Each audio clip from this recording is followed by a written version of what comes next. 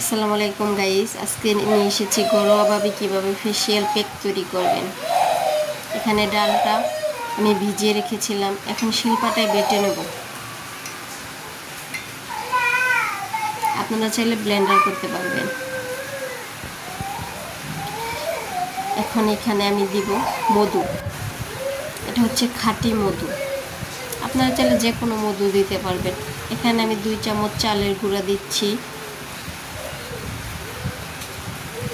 Half চামচ হলুদ দিচ্ছি, 1.5 চামচ মধু দিচ্ছি,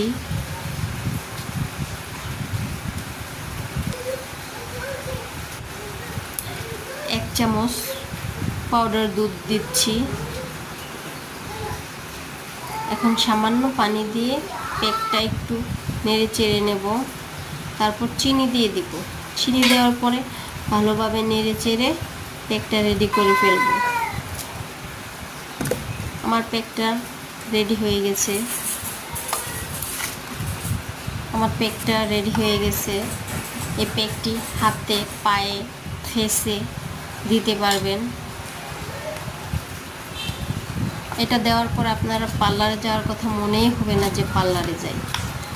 এই প্যাকটা এমন একটি প্যাক, এটা দেওয়ার পরে আপনি বুঝতে পারবেন কত ভালো। পার্লারে গেলে কি হয়, আমাদের আল্লাহ প্রদত্ত যে একটা ফেস দিয়েছে আল্লাহ, সেই ফেসটা আমরা নষ্ট করে ফেলি। ফেসে অনেক ধরনের প্রবলেম আমাদের সাফার করতে হয়। এটা দেওয়ার পরে আপনার কোনো প্রবলেম সাফার করতে হবে না। এটা একদম প্রাকৃতিক ঘরোয়াভাবে তৈরি ফেস প্যাকটা আপনি সপ্তাহে 3 দিন দিতে পারবেন বা 4 দিন, 3 থেকে 4 দিন দিতে পারবেন।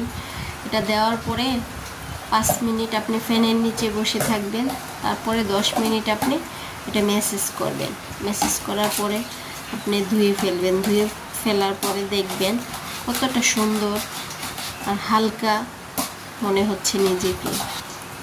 এই প্যাকটি কেমিক্যাল মুক্ত, একদম ঘরোয়াভাবে বানানো।